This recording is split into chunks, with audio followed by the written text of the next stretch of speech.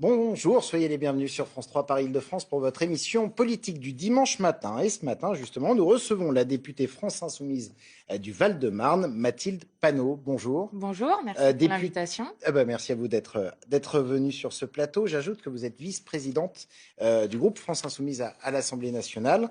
Alors, au programme de cette émission, l'union de la gauche est-elle possible? Nous en parlerons tout à l'heure, tout comme d'ailleurs de votre pré-programme écologique, puisque vous venez de sortir un cahier programmatique sur la question, en vue de la présidentielle bien sûr. Mais avant, c'est devenu traditionnel. Les questions sanitaires. Un nouveau confinement a été décrété pour l'Île-de-France. Alors, c'est un confinement un peu hybride. L'attestation fait son retour pour sortir la journée, mais sans limite d'heure, excepté celle du couvre-feu, dans un rayon de 10 km. Pas plus, et pas question bien sûr de quitter la région pendant les 4 prochaines semaines au moins, sans motif valable. Écoutez ces réactions de franciliens recueillies vendredi matin. Ça va pas changer tant de choses que ça. Pour moi, je télétravaille beaucoup de toute façon. En vrai, ça change pas grand-chose parce qu'on peut pas voyager, on peut pas aller en vacances. Donc le week-end, on va juste aller au parc une petite heure et puis on s'est habitué malheureusement. On a pris l'habitude de s'adapter, donc on va continuer de s'adapter, mais avec beaucoup plus d'amertume qu'avant. Je suis comme certainement beaucoup de gens, je suis un peu en colère quand même de ne pas pouvoir bouger. Moi, c'est interrégion qui me dérange le plus, mais bon, voilà, on n'a pas le choix. Il faut absolument d'abord que le français soit beaucoup plus discipliné, ce qui n'est pas son cas, et on s'en serait sorti. C'est facile de critiquer tout ce qui est fait quand on n'est pas capable de se autodiscipliner. Comme tout le monde, je m'interroge sur le point de savoir si c'est suffisant, parce que le changement est relativement fait par rapport à ce qu'on avait. Voilà, donc j'espère que ça suffira. Et puis on va espérer que ça sera la dernière fois et que ça sera la bonne. Alors comment vous jugez, vous, ces restrictions de liberté? C'est pas véritablement un confinement, c'est un confinement à l'extérieur. Enfin bon, on ne sait pas vraiment comment le juger, ce confinement. J'avais envie de dire d'abord que vous étiez fort parce que dès le début, vous avez essayé de résumer ce que c'était entre un confinement avec un couvre-feu, mais en même temps à l'extérieur, dans des horaires précis, mais sans avoir d'horaire précis. Enfin bref. La première des choses à dire quand même, c'est que y a beaucoup de Français et de Françaises qui n'ont pas compris ce que disait le Premier ministre et l'espèce de formule innovante, start-up qui sont en train de mettre en place.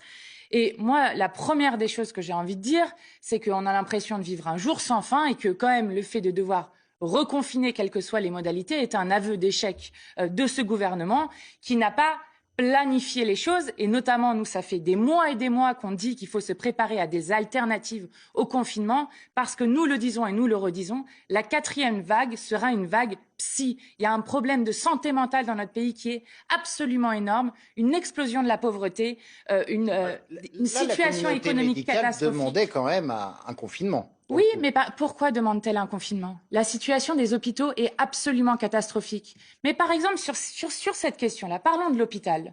L'hôpital, déjà, était en grève 1 an avant le début du confinement, bien avant pour certains, mais en tout cas les urgences, l'interurgence, 1 an avant le coronavirus, pour dire qu'il manquait de moyens. Le quinquennat Macron, c'est 7400 lits qui ont été fermés, qui nous manquent aujourd'hui cruellement. Depuis cette période Covid, le Premier ministre ne cesse de nous dire, et Emmanuel Macron, qu'on ne peut pas rouvrir des lits en claquant des doigts. Alors après 1 an, si on peut ouvrir en planifiant. Comment? L'Hôtel-Dieu, par exemple, on pourrait remettre 100 lits. Alors on nous dit, oui, mais il faut des soignants. Personnel, c'est ça. Alors voilà, exactement. Et qu'il faut former. Exactement. Ça, c'est une très bonne chose. Déjà, il faut décider maintenant de les former, parce que sinon on n'y arrivera pas. Alors là, à les avoir plus tard. Il y a certains, la deuxième grâce chose. à l'abandon, je ne sais pas si on peut dire vraiment grâce, mais à la suppression des 40% d'opérations. Il y a des soignants qui ont été formés sur les gestes de réanimation. Il y a quand même un mouvement qui se fait. Oui, le problème, c'est que vous le savez, ça crée un autre problème qui fait que des personnes qui ont une attaque cardiaque, un cancer, ne sont pas soignées pendant ce temps-là, et ça, c'est un souci. Je vais vous dire, nous, on avait proposé quelque chose qui me semble extrêmement intelligent. C'est qu'il y a, par exemple, dans notre pays, 180 000 infirmières et infirmiers qui ont arrêté d'exercer, qui ont été formés, qui sont formés. Eh bien, nous y avions proposé, il y a déjà de cela plusieurs mois aussi, qu'on aille voir ces 180 000 personnes en leur disant à quelles conditions pouvez-vous revenir. Et savez-vous, et ça, personne ne le sait, que ce gouvernement ne tire aucune leçon des choses. Parce que, de nouveau, dans le projet de loi de financement de la sécurité sociale, que nous avons voté là ce décembre, eh bien, le gouvernement demande de nouveau à l'hôpital public de faire 800 millions d'euros d'économies et de nouveau à 13 hôpitaux dans le pays de fermer des lits. Nous disons c'est irresponsable, c'est cette politique qui nous a amenés dans l'impasse. Eh bien, maintenant, il faut donner de l'argent public à la santé. Le président de la République avait dit quoi qu'il en coûte. On attend maintenant les actes de quoi qu'il en coûte et malheureusement, on en est loin. Près de 6 millions de personnes qui ont reçu au moins une injection de vaccin. Est-ce qu'il y a cette question qui commence à être posée? Est-ce qu'il faut prioriser plutôt les personnes qui travaillent, qui se déplacent tous les jours, plutôt que les personnes âgées, par exemple? En tout cas, c'est une stratégie vaccinale qu'il faudrait qu'on discute. Parce que il peut y avoir une logique, par exemple, à dire que ceux qui ont le plus de chances d'attraper le Covid doivent être ceux qui sont vaccinés en premier. Je parle, par exemple, des enseignants, je parle de ceux qui travaillent dans les services publics. Ça pourrait aussi être une logique intéressante. Le problème, c'est qu'on n'a pas de débat démocratique sur cette question et qu'on a un président de la République qui a décidé de gérer une crise sanitaire comme on n'en a jamais eu dans notre histoire, en faisant son petit conseil de défense avec ses ministres bien couverts par le secret défense, en piétinant le Parlement, en piétinant tous les professionnels qui font des propositions sur ce sujet. Et on a besoin, au contraire d'un autoritarisme, on a besoin d'une démocratie sanitaire. Et donc ça, c'est des questions intéressantes qu'on devrait se poser à l'Assemblée nationale et que malheureusement, nous n'avons pas comme débat. Alors, conséquence de cette situation sanitaire, les élections régionales et départementales pourraient être une nouvelle fois reportées de juin à l'automne. En tout cas, la question sera étudiée début avril avec les chefs de parti notamment. Est-ce que vous êtes favorable au report des élections régionales ou pas? Alors, à l'automne, non. J'explique pourquoi. Parce qu'à l'automne, nous avons déjà dit qu'il y aurait un problème de superposition des comptes de campagne avec les comptes de la présidentielle. Ce qui est un souci dont nous avions fait part au Premier ministre, qui généralement n'écoute absolument pas ce qu'on dit, mais nous lui avons fait part de ce problème-là. Nous, ce que nous avons dit depuis le début, et qui est extrêmement important, c'est qu'il ne peut pas y avoir d'élection sans campagne. Une élection, ce n'est pas juste le jour du vote où vous mettez votre bulletin, c'est des idées qui sont mises en débat, où on tente de convaincre les électeurs et les électrices. Et donc, par exemple, pourquoi est-ce que dans ces élections régionales et départementales, il n'y a pas à la télé publique des grands débats qui sont organisés entre les différents concurrents? Oui, ça va venir, mais par exemple, on pourrait imaginer des règles où on fait ça beaucoup plus tôt, y compris parce que ça permettrait d'avoir cette campagne qui perce malgré les difficultés que nous avons, notamment avec les nouvelles règles imposées. C'est ce qu'on a fait pour les municipales. Oui, les électeurs ne se sont pas rendus aux urnes. Oui, alors on a par ailleurs une grève civique extrêmement importante. C'est pour ça que nous on propose la constituante et la 6e République. Et nous ne nous satisfaisons absolument pas d'un pays où 50% des gens ne vont pas voter. C'est problématique que la moitié de la population ne prenne pas part à la décision. Mais par exemple, l'État, depuis 2016, refuse de faire des campagnes nationales d'inscription sur les listes électorales. C'est un énorme problème. Vous savez que dans notre pays, nous avons 3 millions de gens qui sont non inscrits sur les listes électorales, pourtant qui auraient le droit. 6,5 millions de gens qui sont mal inscrits sur les listes électorales. Eh bien, non, l'État décide de laisser les collectivités, si elles veulent, oui ou non, faire des campagnes d'inscription. Nous, on demande, par exemple, quand on dit pas d'élection sans campagne, on demande, par exemple, à ce qu'il y ait des spots publicitaires, à ce qu'il y ait des panneaux un peu partout, bref, des campagnes nationales qui soient menées sur cette question en disant... pourra mener une campagne des régionales. Du coup, j'ai toujours pas. Enfin, est-ce que vous voulez qu'on maintienne les élections au mois de juin? Nous, on avait dit, si on les maintient au mois de juin, ça implique de mettre des moyens de campagne. C'est ça ce qu'on dit. Le mettre en automne, c'est difficile du fait des superpositions des comptes de campagne. Donc, ça voudrait dire les reporter en 2022, après 2022. Donc, bon, faisons-le en juin si c'est possible. Mais l'enjeu principal, c'est la question de l'abstention. Vous avez eu raison de le dire. C'est ça la question principale. Parce que si seulement 30%, 50% de la population, généralement la plus riche, se déplace, eh bien, nous avons un grand problème démocratique dans ce pays. L'Assemblée ne se penchera pas sur la proportionnelle avant 2022. Au moins, pas de place dans l'agenda parlementaire, pas de conditions réunies, vu la situation. Est-ce que vous dénoncez un renoncement à une promesse présidentielle? Bien sûr, nous, on avait, à la suite de François Bayrou, qui nous avait proposé donc... Vous êtes favorable à la proportionnelle? Nous sommes très favorables à la proportionnelle, c'est inscrit dans notre programme. Donc oui, c'est assez incroyable qu'une promesse du président de la République, en plus sur lequel s'est allié un de ses principaux alliés, notamment avec Monsieur François Bayrou, soit mise à la poubelle comme ça, alors que je crois que c'est un enjeu démocratique extrêmement fort. Alors on en vient On continue à parler politique et on en vient à cette union qui a fait parler d'elle, la gauche unie dans les Hauts-de-France pour ces élections régionales. PS, France Insoumise et communistes emmenés par Europe Écologie Les Verts en la personne de Karima Delli.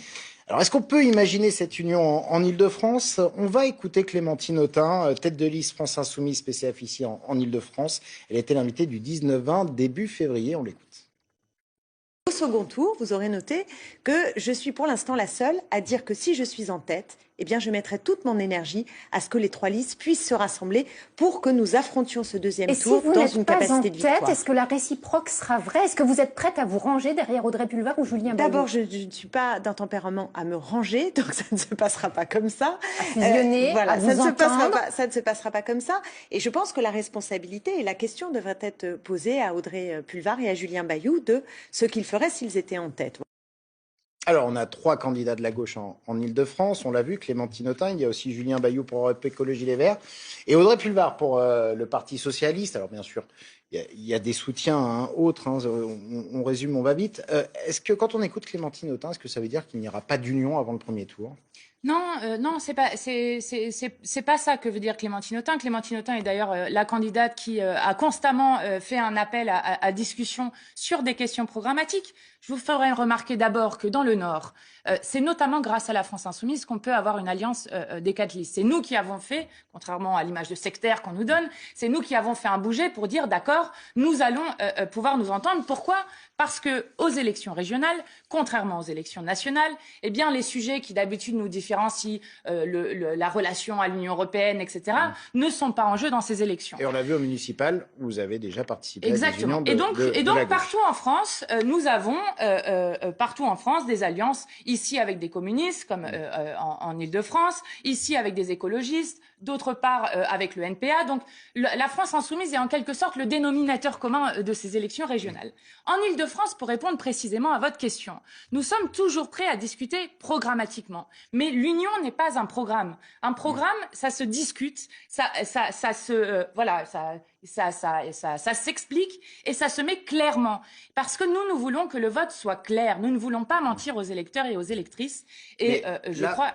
Par exemple, Julien Bayou, lui, il plaide aussi pour le rassemblement. Dès le premier tour, il l'a dit lors d'un meeting numérique, avec les forces de gauche, nos valeurs de rassemblement sont déjà là. L'écologie doit être la matrice et la locomotive pour l'avenir. Oui, eh bien oui, sauf que, alors vous citez une des phrases. Qu'est-ce qui bloque alors en Ile-de-France ? Par exemple, Monsieur Bayou, ce qui bloque, c'est que Monsieur Bayou a aussi dit que la seule alliance possible était derrière lui. Ce que font généralement les écologistes, puisque dans les différentes élections régionales où nous sommes à chaque fois derrière les écologistes qui ne veulent jamais laisser la place. Eh bien, on pourrait aussi dire à Monsieur Bayou, et je peux lui dire aussi aujourd'hui solennellement, que Clémentine Autain est une écologiste, une vraie écologiste, et donc que Monsieur Bayou pourrait aussi discuter avec Madame Autain, voire nous laisser la tête de liste, puisque c'est eux qui l'ont dans le Nord. Ça pourrait être des choses qui pourraient s'entendre et qui se font en politique. Mais comment unir du Parti Socialiste à la France Insoumise ? Benoît Hamon, qui est numéro 2, bien sûr, de la liste de Julien Bayou, mais qui est de Génération S, il dit « La France Insoumise ne se ralliera pas à une tête de liste socialiste et le PS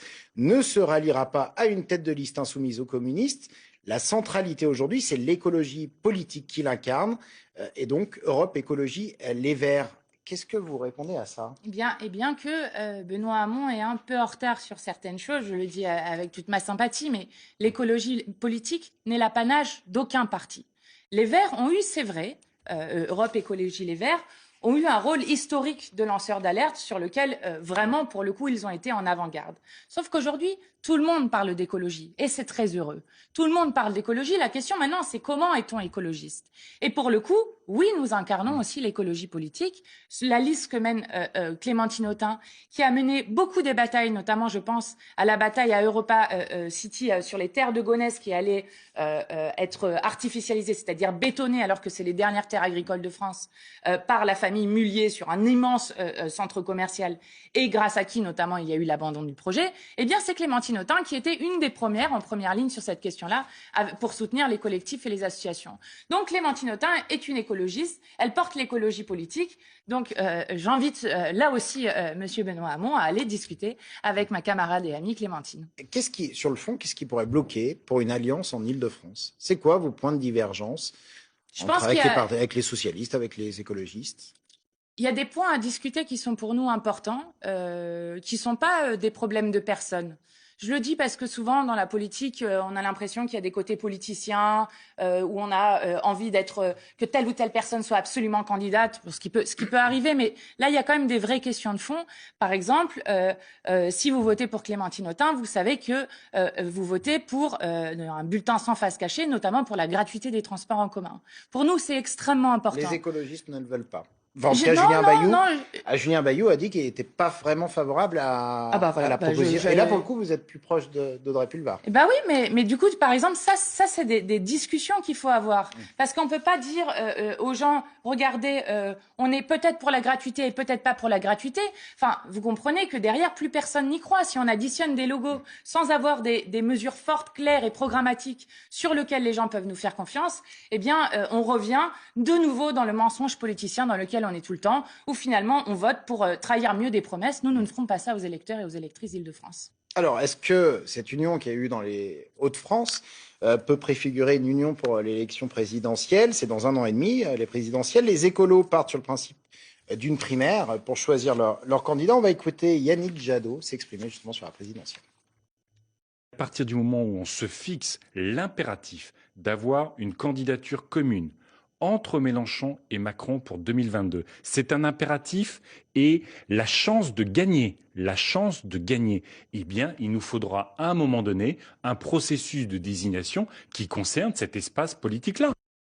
Une candidature unique entre Mélenchon et Macron, c'est ce que dit Yannick Jadot. Ça veut dire que il n'y a pas d'espoir d'une candidature unique des gauches pour la présidentielle? Il faudrait demander finalement à M. Yannick Jadot, puisque de lui-même, il nous exclut dedans. Qui va entre Macron et Mélenchon, ça veut dire que Mélenchon n'est pas dedans. Donc, en fait, de fait, il nous exclut de ça. Donc, en faisant le grand unitaire, en fait, finalement, c'est lui qui est sectaire dans cette histoire-là. Mais vous la souhaitez, cette union de la gauche pour les présidentielles? Alors, nous, gauches. Oui, alors, je vais vous dire. Nous, on est quand même les premiers, parce que ça, c'est pour moi important de le rappeler. On est les premiers, avec Jean-Luc Mélenchon, à appeler à une fédération populaire. Notamment, excusez-moi, autour des associations, des syndicats, des partis politiques. Et vous remarquerez que notre groupe à l'Assemblée nationale est le seul groupe quand même dans lequel il y a des gens de différents partis, de Ensemble, du Parti communiste, du Parti de gauche, d'un parti réunionnais qui s'appelle Résistance, voire de aucun parti de gens non encartés. Et que nous réussissons, malgré cette diversité de profils, à toujours voter de la même façon. Non pas parce que M. Mélenchon est un gourou qui nous imposerait par la force et le fouet de voter tous pareil, mais parce que nous avons un fond politique commun extrêmement fort et notamment un programme qui s'appelle l'Avenir en commun. Et donc nous disons, avant de faire la bataille d'ego de personnes sur des primaires, ce que nous réfutons, et je pourrais expliquer pourquoi les primaires sont des pièges, mais parce qu'on parle d'abord entre soi avant de parler à la grande masse du pays, alors que l'enjeu de 2022 c'est la question de l'abstention, eh bien nous faisons le travail programmatique et notamment nous avons sorti ce deuxième cahier programmatique sur l'écologie après le premier sur la démocratie. On va évoquer dans quelques instants. Je voulais d'abord vous montrer un article du Figaro. Je ne sais pas si on va... Voilà. Présidentielle 2022, Mélenchon rêve de doubler les Verts. Est-ce qu'il est là, votre objectif, de prendre le pas sur Europe Écologie Les Verts? Non, notre objectif n'est pas celui-là. Notre objectif, c'est d'ouvrir un horizon pour le pays. Notre objectif, quand même, 2022, qu'est-ce qu'est l'enjeu de 2022?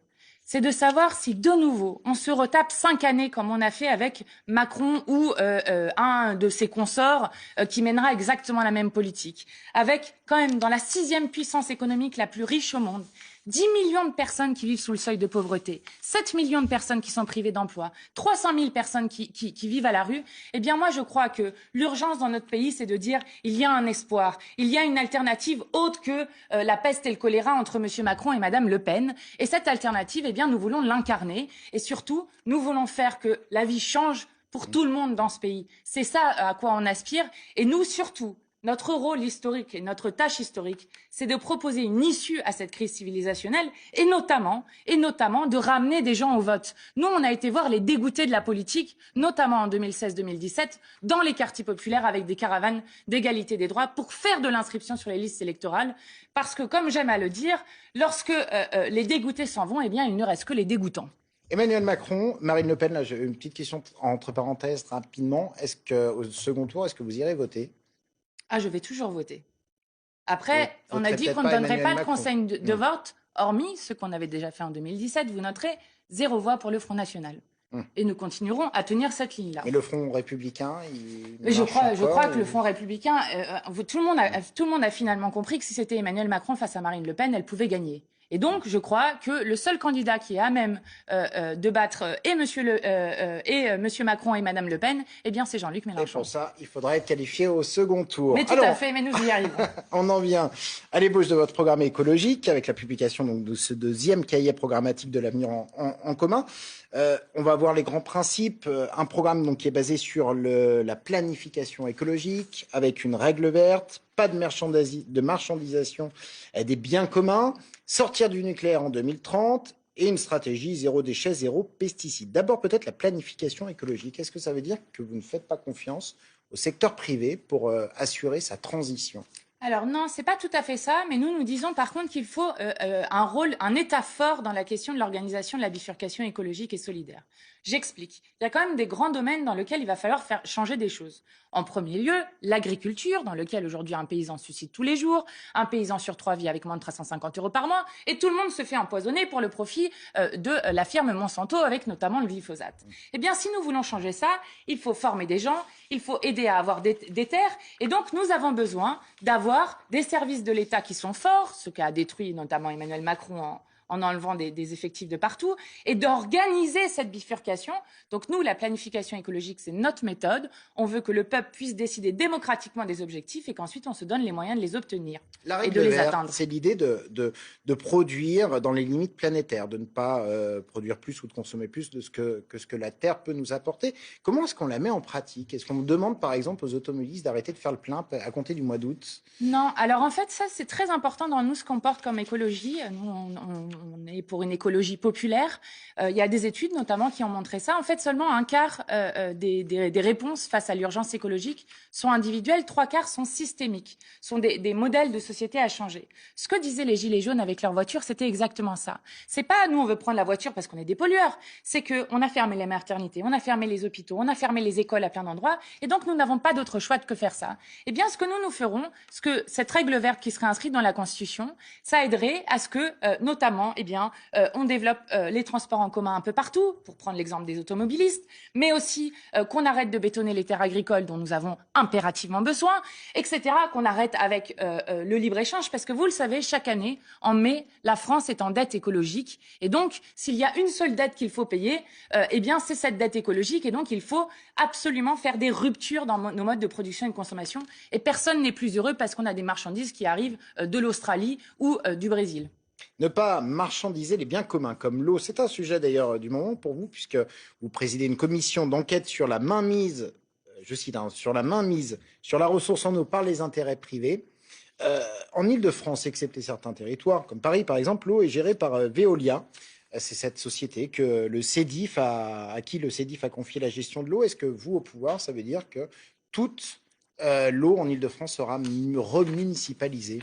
Eh bien oui, une des choses qu'on demande, c'est que soit inscrite dans la Constitution le fait qu'on n'a pas le droit de marchandiser l'eau. Pourquoi ? Parce que 3 jours sans eau et vous êtes mort. L'eau est un bien absolument vital. Vous avez maintenant en Californie la possibilité de spéculer sur l'eau. Nous ne voulons pas arriver à cette financiarisation. Et l'exemple de l'Île-de-France est très précieux. Parce qu'à Paris, où on a fait une régie publique, eh bien, on se rend compte que ça baisse la facture des usagers, que les réseaux sont mieux entretenus parce que vous savez qu'en fuite par chaque année la consommation annuelle de 18,5 millions d'habitants d'eau qu'on gaspille. Et donc, oui, nous demanderons à ce que ce ne soit plus des multinationales qui gèrent l'eau, mais bien le public, avec un contrôle démocratique et citoyen extrêmement important. Et d'ailleurs, à partir d'aujourd'hui, si vous êtes d'accord avec ça, sur le site www.eau.vote, vous pouvez voter et participer à une votation citoyenne que nous co-organisons avec différentes forces, notamment Génération, Nouvelle Donne, la Confédération nationale du logement, Au bien commun PACA. Voilà, là aussi, sur des actions concrètes, vous voyez bien que ce n'est pas nous qui sommes les sectaires. Le délit... sortir du nucléaire d'abord, avant Allez-y. 2030. C'est la dernière sortie de Jean-Luc Mélenchon, en tout cas qui a fait beaucoup parler d'elle, qui est raillée par certains cadres à Europe Écologie Les Verts. C'est totalement fantaisiste, cela prouve qu'il n'y connaît rien, qu'il fait du marketing. Ce n'est pas sérieux. Alors non, au contraire, c'est très sérieux. J'explique pourquoi. Déjà, alors nous, on se base beaucoup sur le scénario Négawatt, qui est un scénario donc, qui parle effectivement de 2050, mais avec une fermeture des réacteurs en 2035, et donc qui montre comment est-ce qu'on peut aller vers le 100% énergie renouvelable. Et pourquoi est-ce sérieux? C'est parce que la date importe moins que la possibilité de commencer à agir tout de suite. Je vous explique. Si vous, en 2022, vous dites on va sortir du nucléaire en 2050, eh bien tout le monde va vous rire au nez. C'est ce qui s'était passé avec notamment le directeur de Fessenheim à l'époque où on lui disait qu'il allait fermer. Tout le monde vous rit au nez, vous dit de toute façon il se passera rien. C'est ce qu'avait fait aussi François Hollande en annonçant des choses et en ne les tenant pas. Donc il ne se passe rien, on n'agit pas et finalement on repousse les objectifs. Là c'est ce qu'a fait Monsieur Macron. Donc à la rigueur, qu'importe la date, même si, oui, je pense que, eh bien, nous pouvons dire que dans les 10 prochaines années, c'est ça qui va être concluant et décisif pour savoir si effectivement nous sortons de cette énergie du passé. Le délit d'écocide qui vient d'être validé en commission par les députés qui penchent sur la loi climat résilience, vous n'y êtes pas favorable? Ou en tout cas, vous avez. C'est pas une avancée pour vous? On est très favorable au crime d'écocide. Mais dans les faits, là, ça j'avais change. un collègue de droite Rapidement. en plus qui disait en commission, c'est comme si vous faisiez un délit d'homicide. Vous comprenez que c'est absolument absurde. Donc c'est un délit de pollution lorsque c'est manifestement délibéré, donc en plus avec une intentionnalité très forte, et lorsque les effets sont visibles sur 10 ans. L'intentionnalité est visible sur 10 ans. Et visible. Erika, par exemple, on a dit que c'était que 2 ans d'effet. Donc Erika ne serait pas dans un écocide. Ça ne changera pas vraiment la donne, selon vous? C'est de la communication et la réalité, c'est que le bilan d'Emmanuel Macron en termes d'écologie est absolument catastrophique. Refus d'interdire le glyphosate, néonicotinoïdes qui y sont réintroduits, libre-échange, etc. Et bien donc, c'est de la communication et nous voulons des réelles politiques écologistes. Merci beaucoup d'être venu sur le plateau de France 3 Paris Île-de-France. Dans quelques instants, Dimanche en politique continue avec France